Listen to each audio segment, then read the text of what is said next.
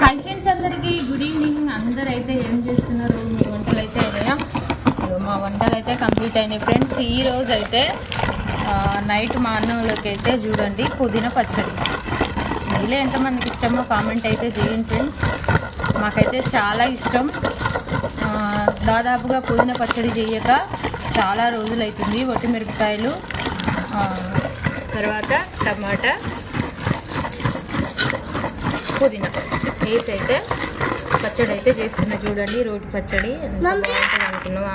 కొత్తగా ఈ పచ్చడి కదా చేసిండ్రా అప్పుడు కూడా చాలా. అది నువ్వు ఇదేంటి మేము ఎందుకు పుదీనా పుదీనా తెలియదుగా అప్పుడు సూపర్ ఉందంట.